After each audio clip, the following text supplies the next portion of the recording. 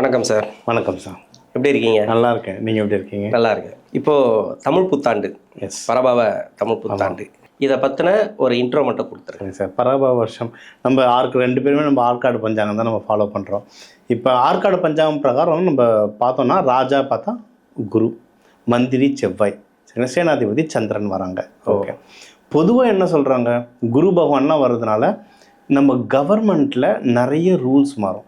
எந்த கவர்மெண்ட்னு கேட்கக்கூடாது, ஏன்னா எலெக்ஷன் வருது. எந்த கவர்மெண்ட் எந்த கவர்மெண்ட் வந்தாலுமே நம்மளுக்கு வந்து நிறைய ரூல்ஸ் சேஞ்ச் ஆக போகுது. கண்டிப்பாக மெயினாக டேக்ஸ் சம்மந்தமாக நிறைய பாலிசிஸ் சேஞ்ச் ஆகும் அப்படின்னு சொல்லி போட்டிருக்காங்க. இது ஒன்று. அடுத்து உங்களுக்கு வந்து செவ்வாய் சந்திரன்லாம் இருக்கிறதுனால நிறைய மழை வரும்னு சொல்லியிருக்காங்க. மழை எப்படின்னா நார்த் இந்தியா, இப்போ பீகார், உத்தரகாண்ட் பக்கம் பயங்கரமான மழை வரும், ரொம்ப வெள்ளம், நிலச்சரிவுகள் ஜாஸ்தியாக நடக்கும்னு சொல்லியிருக்காங்க. தமிழ்நாடு பொறுத்த வரைக்கும் அந்த அளவுக்கு இருக்காது, ஆனால் கனமழை இருக்கும். பல மோஸ்ட் ஆஃப் த தண்ணீர் வந்து கடலோட சேர்ந்துடுற மாதிரி இருக்கும். அதாவது என்னன்னா நம்ம சேமிக்க முடியாத அளவுக்கு மழை வந்து கடல்ல நீர்ல சேரும் அப்படின்னு சொல்லியிருக்காங்க. மக்களுடைய பணம் நிறைய விஷயத்துல விரயமாகும்னு சொல்லியிருக்காங்க. செலவாகும். மக்களுடைய பணம்னா என்ன, கவர்மெண்ட் மூலியமா செலவாகும். இப்போ இந்த மாதிரி ரொம்ப அதிக மழை வந்ததுன்னா எவ்வளவோ சேதாரங்களாகும். கண்டிப்பாக இது எல்லாமே இதெல்லாம் நடக்கும். ஏன்னா அந்த காலத்தில் ராஜாங்கம் வந்து இப்போ நம்ம இது வந்து தமிழ் வருஷ பரப்பு, இதுதான் ஆக்சுவலாக நம்ம வருஷ பரப்பு. கண்டிப்பாக அந்த காலத்தில் ராஜாங்கம் என்ன பண்ணுவாங்க, அவங்களுடைய மந்திரி சபையில் ஜோதிடர் இருப்பாங்க, எடுத்து ஓகே இது நடக்க போதா, அப்போ எந்தெந்த விஷயத்தில் நான் செலவிடணும், எங்கெங்கே ஆள் அதிகமாக போடணுன்றதை பார்த்து போடுவாங்க. இப்போ நம்ம கவர்மெண்ட்டும் இதெல்லாம் பார்த்து பிடபிள்யூடியில் கிட்ட சொல்லிவிட்டு அதுக்கு அந்த மழை நீர் சேகரிப்புக்கு என்னென்ன பண்ணணும்னு பண்ணாங்கன்னா நம்ம வந்து அந்த செலவினங்களை குறைக்கலாம், தாக்கத்தை குறைக்கலாம். இது ஒன்று. இன்னும் நாடு முழுக்க சில விஷயங்கள் நம்ம சொல்லணும் அப்படின்னு பார்த்தீங்கன்னா, நிறைய அண்டை நாட்டோட நிறைய பிரச்சனை வரும்னு சொல்லியிருக்காங்க. பாகிஸ்தான், பங்களாதேஷ், சைனா, இது பார்க்கலாம். அண்டை நாடுகளில் ரொம்ப பிரச்சனை வரும். நம்ம கொஞ்சம் ஜாகிரதையாக இருக்கணும். அது ஏற்கனவே போர்கள் நிறைய பார்த்துட்ருக்கோம். இது ஒன்று. இன்னொன்று, உணவு பற்றாக்குறை வரும்ன்றாங்க. உணவு பற்றாக்குறைனா உணவு வந்து விளைவிக்க முடியாத நிலைமையில் உணவு இருக்கும், ஆனால் ஒரு இடத்துலேருந்து இன்னொரு இடத்துக்கு போகிறது கஷ்டமாயிடும். சப்ளை செயின் டிமாண்டுன்னு சொல்லுவாங்க. அதாவது அங்கங்கே கப்பல்கள், ஃப்ளைட்டு, ரோடு டிரான்ஸ்போர்ட்டில் அங்கங்கே தேக்கமாயிடும். ஒரு நாட்டிலேருந்து இன்னொரு நாடோ இல்லை ஒரு ஊர்லேருந்து இன்னொரு ஊருக்கோ போக்குவரத்து கஷ்டமாயிடும். அதனால உணவு தட்டுப்பாடு வரும். அதனால அதோட விலை ஏற்றம் அதிகமாகும். கண்டிப்பாக பெட்ரோல் டீசல் விலை ஏற்றம் அதிகமாகும். அதனால உணவோட விலை ஏற்றமாகும். ஸோ இதெல்லாம் பொதுவாக பஞ்சாங்கத்தில் வருது. இதெல்லாம் வருது சார். இப்போ நான் என்ன பண்ணணும், அது இப்போ கேட்க சுவாரஸ்யமாக இருக்குது. சரி, கண்டிப்பாக நான் என்ன பண்ணணும்னா, நம்மளுக்கு செலவு வரப்போகுதுன்னு அர்த்தம். காசை பத்திரமா பார்த்துக்கணும். அதாவது தேவையில்லாத எதுலையும் செலவு பண்ணாமல் காசை எவ்வளவு சேர்த்து வைக்கிறோமோ அவ்வளவும் கஷ்டம். இது நமக்கு கஷ்டம் இல்லை, எல்லாருக்குமே பொதுவாக வர கஷ்டம். அப்போ நமக்கு அது யூஸ் பண்ணுறதுக்கு ரொம்ப உபயோகப்படும். இது ஒன்று. உணவை யாரும் வேஸ்ட் பண்ணக்கூடாது. ஏன்னா இன்றைக்கி இந்த உணவு இல்லாமல் தான் நிறைய பேர் கஷ்டப்படுறாங்க. இது வந்து டைலாக் இல்லை, இதுதான் நிதர்சனமாக நடந்துட்டு இருக்கிறது. உண்மை. இன்னும் போகிற காலம் ரொம்ப கஷ்டமாக இருக்குது. அதனால் உணவு எவ்வளவு கரெக்டாக நம்ம யூஸ் பண்ணுறோமோ அந்தளவுக்கு இந்த வருடம் நம்ம எல்லாருக்கும் நல்ல வருடமாக இருக்கும். இது ரொம்ப ஆன்மீக வருஷம். எவ்வளவு கடவுள் வழிபாட்டில் இறங்குறோமோ அவ்வளவோ வாழ்க்கையில் நல்லா முன்னேறும். இப்போ ஒவ்வொரு கிரக நகர்வுகளும் என்னென்ன பலன்களை கொடுக்கும் அப்படிங்கிறது கொஞ்சம் எக்ஸ்பிளைன் பண்ணிவிடுங்க. சிம்ம ராசி, இந்த சிம்ம ராசிக்காரங்களோட இப்போ பொதுவான பலன்கள் இருக்கு இல்லையா இந்த வருஷத்தில்? ஏன்னா அஷ்டம சனி போயிட்டுருக்கு, 8ஆம் இடத்துல சனி. இன்னொன்று வந்து பார்த்தீங்கன்னாக்கா குரு பார்வையும் அங்கே இருக்குது. அதில் வந்து ஒரு சில விதிவிலக்கு சொல்கிறாங்க. நிறைய பேர் நல்லா இருக்கும் அப்படின்னு சொல்கிறாங்க, நிறைய பேர் கஷ்டப்பட்டுன்னு இருக்காங்க.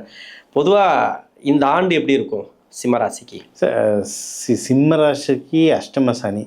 அதாவது சிம்மம் வந்து இவ்வளோ தூரம்லாம் லைஃப்பில் பட்டிருக்கவே மாட்டாங்க. இந்த 1-1.5 வருஷம் நல்லாயிட்டாங்க. ஆனால் இந்த வருஷம் சிறப்பு யாருக்குன்னா சிம்மத்துக்கு தான். என்னென்னா கேது பகவான் இவங்க வீட்டிலேருந்து மூவ் ஆகிறார் டிசம்பர் 5 அப்போலாம். கேது பகவான் மூவ் ஆகிட்டாருனாவே இவங்களுக்கு பாதி பிரச்சனை கம்மியாகிடும். மெயினாக என்ன கம்மியாகும்னா கிளாரிட்டி வரும். சிம்மம் வந்து அதாவது இங்கே இல்லை சார், இப்போ உலகம் முழுக்க எங்கே எடுத்தாங்க சார். எனக்கு ஒன்று இந்த வீக்கெண்ட் வந்து நம்மளுக்கு கிளாஸ் நடந்தது. ஒருத்தர் வந்து யூஎஸ்லேருந்து வந்திருந்தார். அவர் சிம்மம், அது பார்க்கும்போதே நம்ம அந்த உருவ அமைப்பில் தெரிஞ்சிடும். கேட்டேன், அவரை வச்சு ஜாடவாடே சொன்னேன், சிம்மம் இவர் ரொம்ப கிளாரிட்டியாக இருப்பார், ஆனால் ஒரு வருஷமாக இவருக்கே என்ன பண்ணுறேன்னு தெரியாமல் ரொம்ப அவர் சொல்ல சார் ஏன் சார் அப்படின்ட்டுவார். கிளாரிட்டி கிடைக்கும். இந்த வருஷம் வந்து இந்த டிசம்பர்லாம் இவ்வளோ நாள் ஏன் என்னை சுற்றி இது நடக்குதுன்னு தெரியாமல் இருப்பாங்க. இப்போ ஏன் நடக்குது, நான் அதுக்கு என்ன பண்ணால் வெளியே வர முடியுன்ற அந்த கிளாரிட்டி கிடைக்கும். பாதி பிரச்சனைக்கு மேலே சரியாயிடும் இந்த வருஷம். அப்போ அருமையாக சூப்பரான வருஷம், அருமையாக இருக்கும். சரி, திருமண வாழ்க்கை பற்றி சொல்லுங்களேன். ஏன்னா இப்போ அஷ்டம சனின்றதுனால நிறைய பேருக்கு திருமண தடை வந்திருக்கு. ஏன்னா இதை கேட்டு ஆகணும் அந்த கேள்வி. ஆமாம் சார். திருமண தடை வந்திருக்கு, திருமணம் பண்ணலாமா? நிறைய பேருக்கு வந்து நிறைய குழப்பங்கள் இருக்கு. அது எப்படி இருக்கும் சார்? சொன்ன மாதிரி இந்த டிசம்பருக்கு 5க்கு அப்புறம்லாம் திருமணத்துக்கு சூப்பராக இருக்கும் சார் டைம். ஏன்னா திருமண தடையெல்லாம் ஏன்னா இவங்களுக்கு வந்து 7ல் ராகு பகவான், 7ல் சனி பகவான் தாக்கமாக இருக்குது.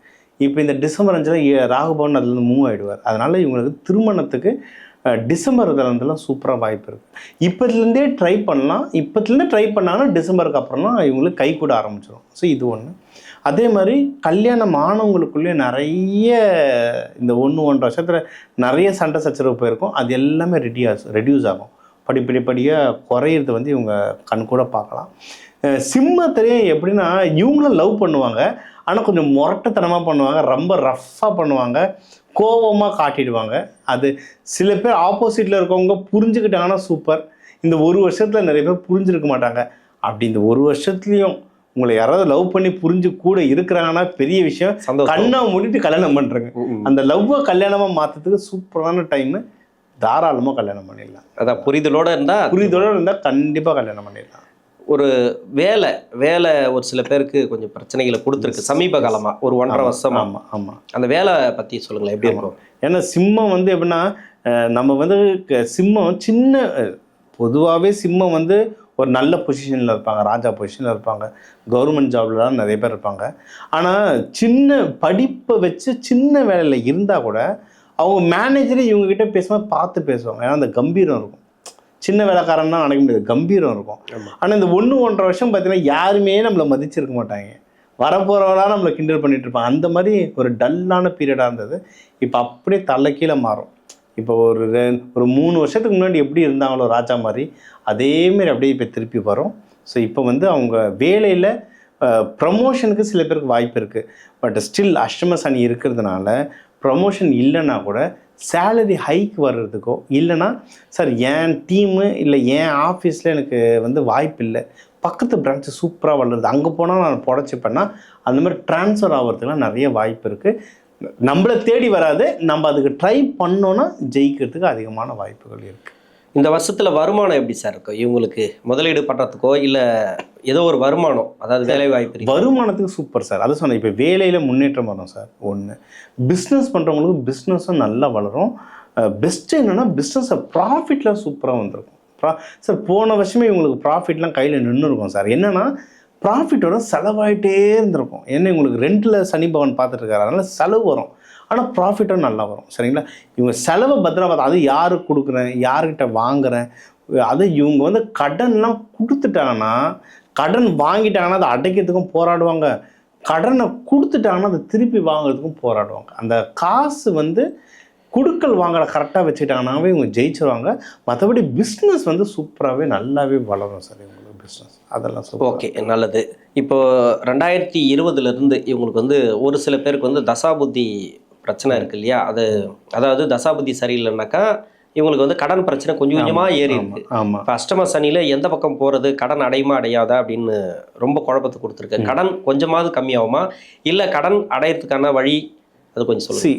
கடன்ற வீட்டிலே ஜென்ம சனி உக்காண்டிருக்காரு சார். ஆனால் பொதுவாக கடன் அடையுமானா அடைக்கிறது கஷ்டம்தான், ஓப்பனாக சொல்லிடுறேன். கடன் அடைக்கிறது கஷ்டம். எப்படி சார் சரி பண்ணுறதுன்னா முதல்ல கடன் வாங்காமல் இருங்க. அதுதான் பெரிய பரிகாரம். கடன் வாங்காமல் இருங்க.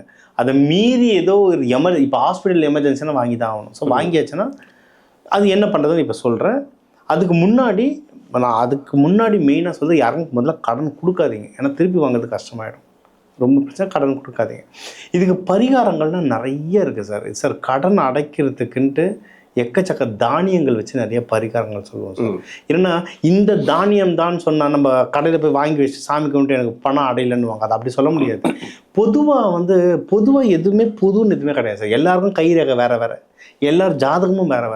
அந்த கட்டத்தை பார்த்து இவங்களுக்கு கடன்ற கட்டத்தில் எந்த கிரகம் இருக்குது, எந்த கிரகம் இவங்களை கடன் வாங்க வச்சுதுன்றதை பார்த்துட்டு அதுக்கான நிவர்த்தி பரிகாரங்கள் மாதிரி பண்ணால் சூப்பராக இருக்கும். சூப்பர். இப்போ நம்மளதே எனக்கு சில பேருக்கு செவ்வாய் தோஷம் வந்ததுன்னா துவரம் பருப்பு வச்சு சில பூஜை முறைகள் சொல்லுவோம். அதாவது பரிகாரங்கள்னு நம்ம கோவிலில் போய் யாகம் பண்ணுங்க, ஹோமம் பண்ணுங்கன்னா இல்லை, இந்த உலகத்தில் இருக்க எல்லா பிரச்சனைக்கும் பெரும்பாலான சொல்யூஷன் நம்மளோட கிச்சன்லேயே இருக்குது, சமையல் அறையிலே இருக்குது. அந்தந்த தானியத்தை ஒழுங்காக வச்சு வழிபாடு பண்ணாலே சூப்பராக வேலை செய்யும். அதுவே மூலிகை, ஒரு தானியம் ஒரு மூலிகை, எந்த கிரகத்துக்கு எந்த மூலிகை யூஸ் பண்ணி வழிபாடு பண்ணன்னு தெரிஞ்சாலும் ஜெயிச்சிடலாம். இது கடன். இன்னொன்று நம்ம மலர் மருத்துவம்லாம் சொல்லுவோம். சில மலர்கள் இருக்குது, கடன் அடையிறதுக்குன்னு சில மலர்கள் தருவோம். அது சாப்பிடும்போது மலர்கள் போய் நம்மளுக்கு சம்பாரிச்சுன்னு வந்து கடன் அடைக்காது, கடன் அடைக்கிறதுக்கான வழிகளை அந்த மலர்கள் நம்மளை யோசிக்க வைக்கும், அந்த வழிகள் நம்மளை கொண்டு போகும். அது அந்த மாதிரி நிறைய விஷயங்கள் பண்ணலாம். சிம்ம ராசிக்கு வந்து பரிகாரம் அதை மட்டும் சொல்லிடுங்க. ஸோ பரிகாரங்கள் இப்போ நம்ம தானியமும் மலர் மருத்துவமும் சொன்னோம். தெய்வ பரிகாரம் அப்படின்னு சொன்னீங்கன்னா லக்ஷ்மி நரசிம்மர், சத்யநாராயணா, அப்படி இல்லைன்னா சிவபெருமான் அம்பாலோட வழிபாடு பண்ணுறது நல்லது. இவங்களாம் இந்த ஞாயிற்றுக்கிழமை ராகு காலத்தில் போய் வழிபாடு பண்ணுறது நல்லது. இவங்க வந்து இந்த பிரிஞ்சு சாதம் இல்லை கிராண்டான சாப்பாடுங்க, பெரிய சாப்பாடு நிறைய சமைச்சு நிறைய பேருக்கு அன்னதானம் போட்டு வர இவங்க வாழ்க்கை நல்லா முன்னேறும். அன்னதானம் சூப்பராக இருக்கும். கோவில்களுக்கு விளக்கு ஏற்றுறதும் அன்னதானமும் பண்ணுறது ரொம்ப நல்லது. ஓகே, நன்றி.